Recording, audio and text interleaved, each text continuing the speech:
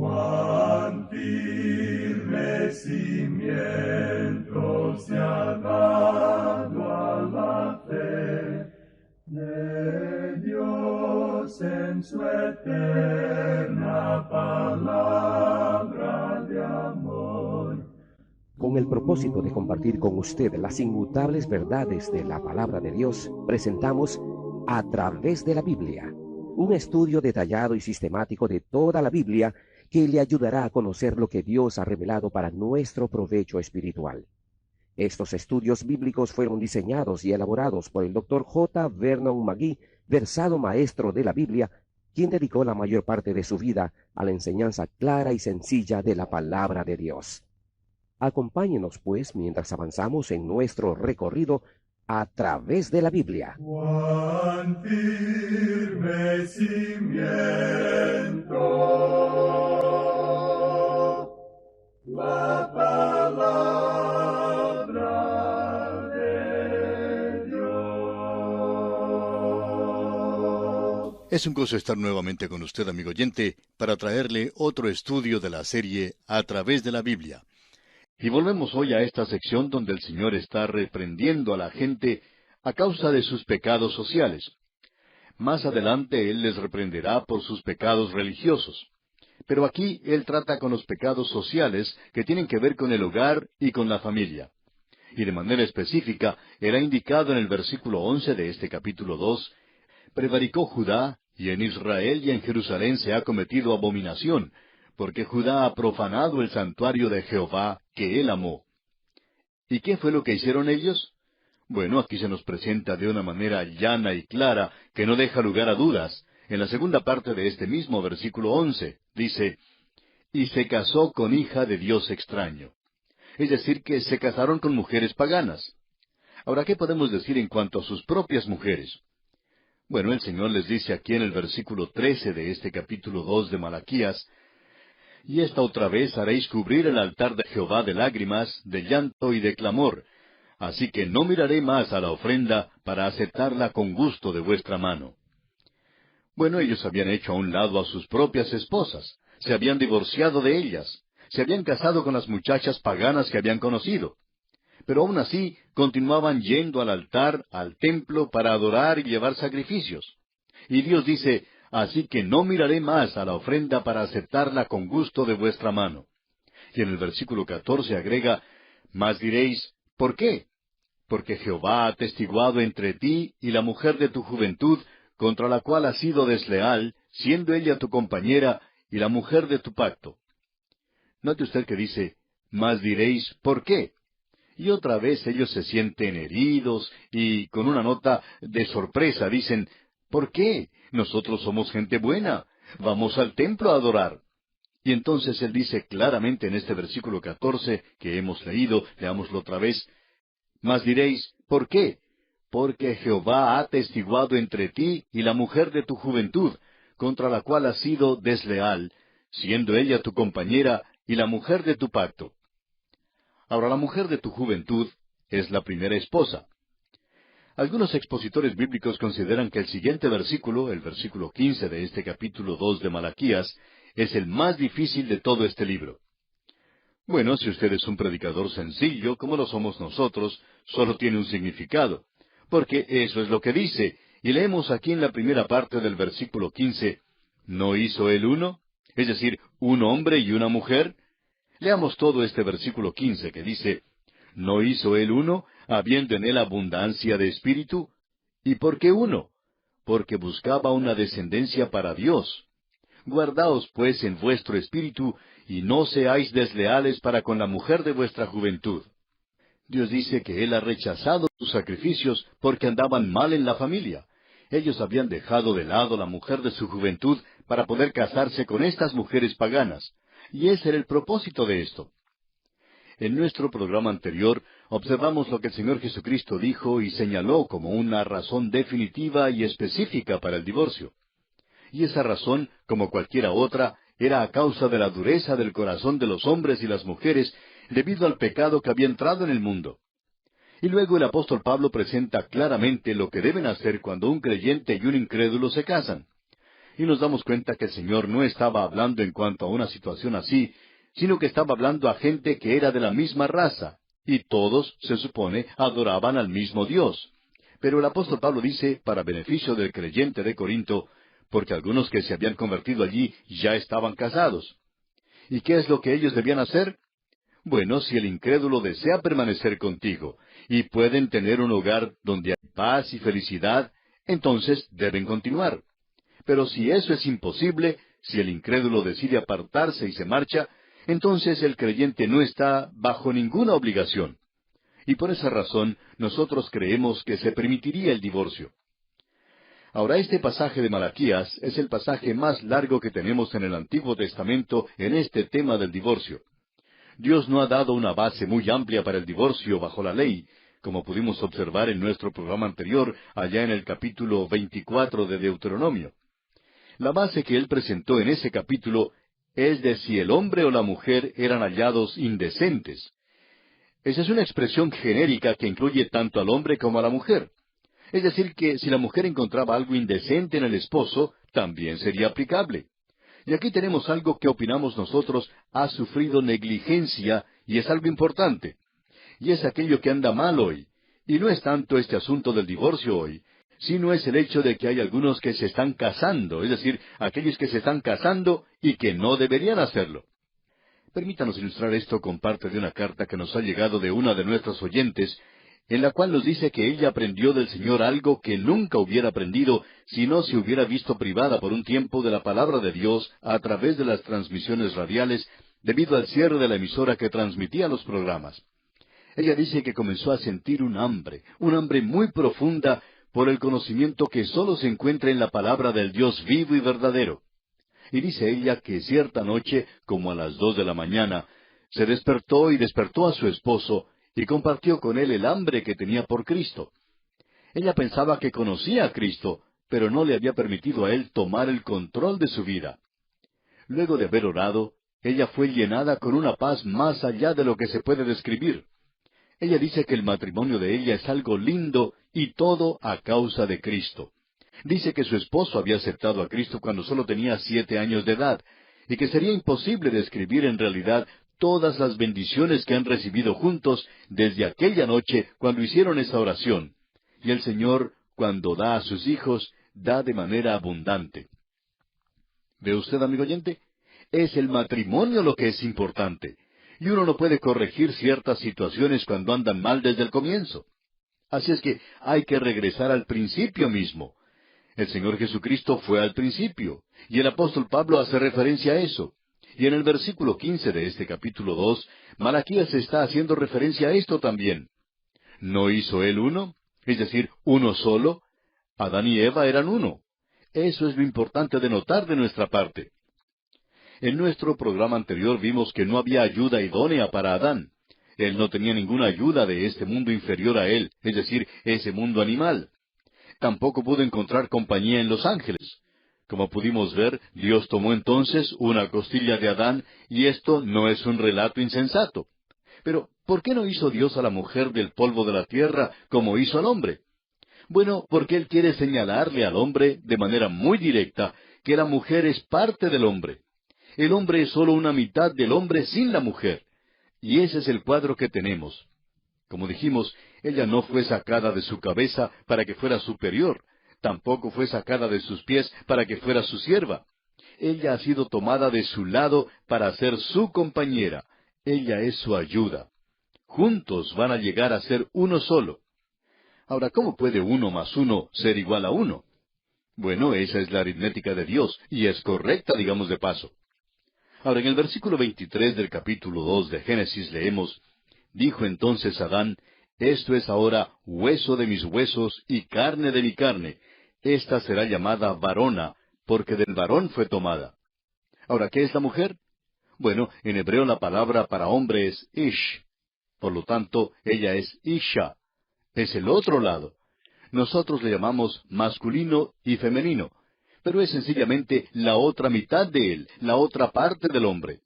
Él dijo, esto es ahora hueso de mis huesos y carne de mi carne. Esta será llamada varona, porque del varón fue tomada. Por tanto, dejará el hombre a su padre y a su madre, y se unirá a su mujer, y serán una sola carne. Y esto, amigo oyente, excomulga a las suegras y a los suegros, los quita, los aparta de esa nueva familia que se forma. No entraremos en esto hoy, pero pensamos que muchas personas están recibiendo una instrucción equivocada, porque una de las cosas en cuanto al matrimonio es que establece una nueva creación, y no tiene nada que ver con la mamá y el papá. Uno los ha dejado a ellos y serán una sola carne. Ahora, ¿cómo van a ser ellos una sola carne? Allí está el hombre y la mujer fue tomada del hombre. Bueno, van a ser una sola carne en la criatura que vendrá. Ellos van a ser uno. En realidad, lo que tenemos aquí es que 1 más 1 es igual a 1. Este es un verdadero problema matemático. Y se nos dice aquí, y estaban ambos desnudos, Adán y su mujer, y no se avergonzaban. Esto era antes de que el pecado hubiera entrado al mundo. Y ninguno miraba al otro con lujuria o deseo, porque hasta ese momento ellos eran inocentes. Pero ellos podían verse el uno al otro y podían conocerse. Externamente ellos, por cierto, que se conocían el uno al otro. Ellos no se miraban el uno al otro de manera lujuriosa. Pero aquí tenemos a un hombre y a una mujer. Y él la contemplaba a ella con ternura y con amor. Eso es exactamente lo que el apóstol Pablo nos dice en su epístola a los Efesios. Y ella le contemplaba a él con respeto y con amor. Es decir, que ella podía decir que este era el hombre para ella. Y lo importante es que la creación de Eva hizo de Adán un hombre. Y la presencia de Adán hizo de Eva una mujer completa, un hombre completo. El apóstol Pablo, escribiendo a los Efesios, tiene mucho que decir en cuanto a esto. Quisiéramos observar lo que dice este pasaje porque hay algo aquí que se ha mal entendido. Nos referimos a lo que dice el capítulo 5 de la epístola a los Efesios. Esto no solo tiene que ver con el hogar cristiano, sino con los creyentes que están llenos del Espíritu, porque comienza diciendo en el versículo 18, no os embriaguéis con vino, en lo cual hay disolución. Antes bien, sed llenos del Espíritu, hablando entre vosotros con salmos, con himnos y cánticos espirituales, cantando y alabando al Señor en vuestros corazones, dando siempre gracias por todo al Dios y Padre, en el nombre de nuestro Señor Jesucristo. Y luego el apóstol sigue diciendo, someteos unos a otros en el temor de Dios. Y luego, pasando al versículo 22, dice, las casadas estén sujetas a sus propios maridos como al Señor.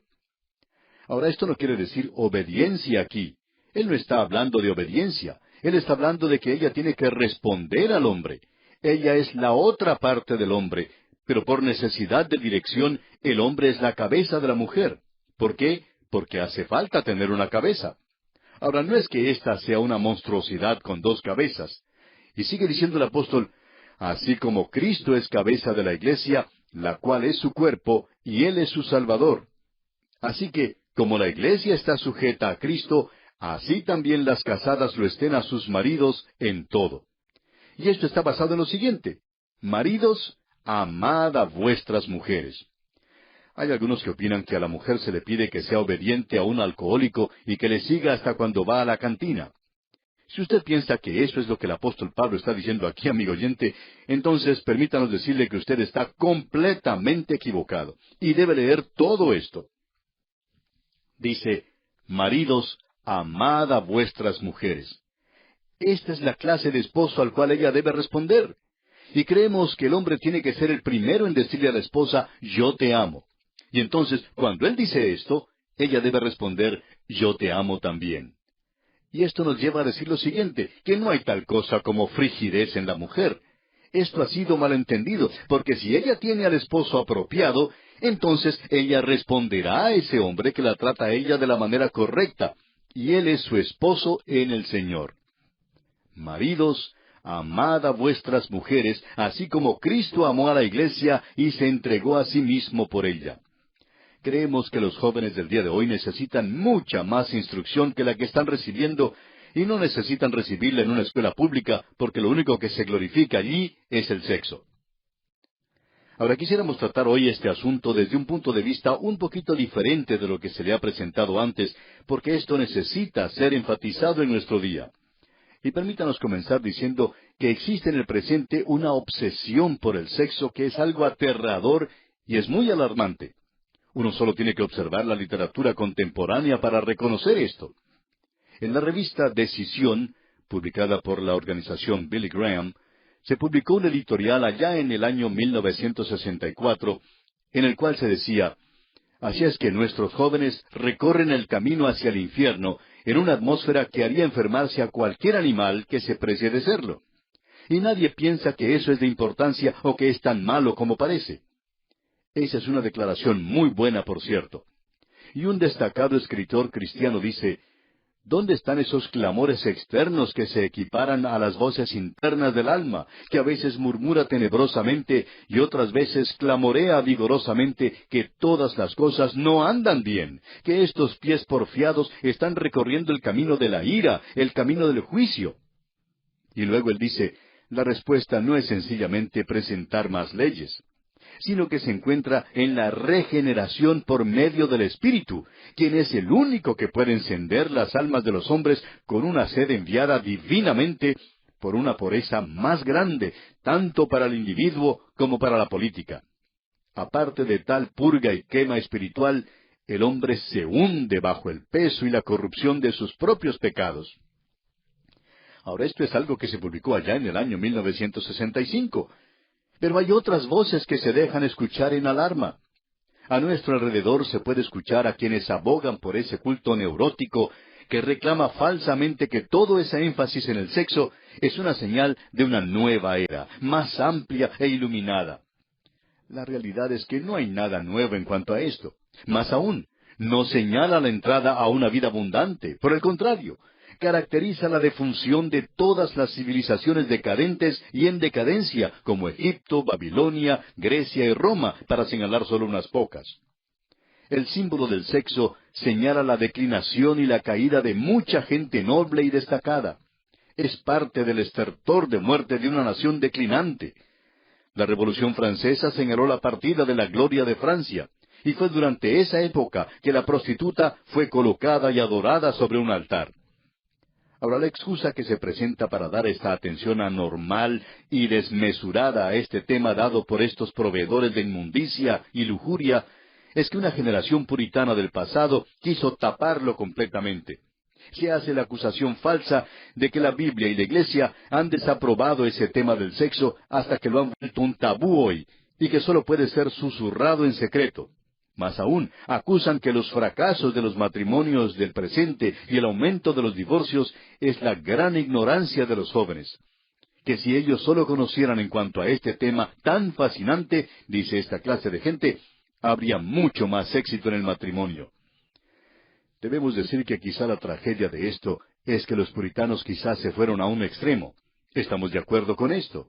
Y no nos gustaría estar en ese período otra vez. Pero la presente generación no ha hallado la solución a esto. Y después de todo, la Biblia no va con ninguno de esos grupos. No creemos que los puritanos hayan tenido una base bíblica para eso, porque como dijimos en el programa anterior, ¿quién fue el que pensó del sexo? No fue Hollywood, ni las películas, ni esta gente. Quizá ellos piensan que lo originaron, pero amigo oyente, fue Dios mismo quien comenzó todo esto. Y Él quería ubicarlo en una base santa. Hay personas que están tratando de promover que los jóvenes tienen que leer todos los libros pornográficos que se presentan. Sin embargo, amigo oyente, a pesar de todo este nuevo énfasis en cuanto al sexo, los divorcios continúan aumentando, y ya se hace hasta monótono escuchar la historia de la tragedia del matrimonio moderno. Ahora, el conocimiento de lo físico puede tener lugar en la preparación para un matrimonio feliz, pero es algo inadecuado para hacer un hogar feliz. Esto le da un énfasis pervertido y anormal que no pertenece allí. En una publicación se dijo recientemente: uno de los problemas en este mundo es que la gente confunde al sexo con el amor, al dinero con la inteligencia y a la radio de transistores con la civilización. Ese es el problema de nuestra hora. La palabra de Dios trata el tema del sexo con vigor y franqueza y de manera directa, como hemos podido apreciar. No se lo trata como un tema inmundo. No es algo que es tabú o teórico nada más, sino que es algo claro y teológico. La Biblia es directa y trata con esto en un lenguaje elevado y sublime. Esta es la razón por la cual hemos dedicado este tiempo a esto aquí en el libro de Malaquías, porque Dios lo presenta de una manera muy directa a esta gente, y esa es parte de la razón por la cual habían ido a la cautividad, y es parte de la razón por la cual han sido esparcidos. Pensamos, por tanto, que ya es hora de que se escuche a Dios. Pensamos que ya ha pasado mucho tiempo sin que desde el púlpito se diga lo que Dios tiene que decir sobre este tema, pero es necesario colocarlo en su lugar correcto. En el principio fue Dios mismo quien creó al hombre y a la mujer. Fue quien trajo la mujer al hombre. Y nos gusta mucho esta idea. No hubo necesidad que Él le diera una lección a Adán. Dios los bendijo y el matrimonio llegó a ser algo sagrado, santo y puro. Y amigo oyente, esa es la única relación entre el hombre y la mujer que Dios bendice en esta tierra. Él no nos ha prometido bendecir ninguna otra relación. Él dice que el matrimonio se lleva a cabo según su plan. Él nos bendecirá a nosotros aquí y habrá entonces felicidad completa. Dios quiere que sus hijos sean felices en sus matrimonios. Él tiene un plan y propósito para cada uno de nosotros si solamente escuchamos lo que Él nos dice. Permítanos referirnos a un versículo de las Escrituras aquí, y queremos terminar diciendo esto. Pero tengo contra ti que has dejado tu primer amor.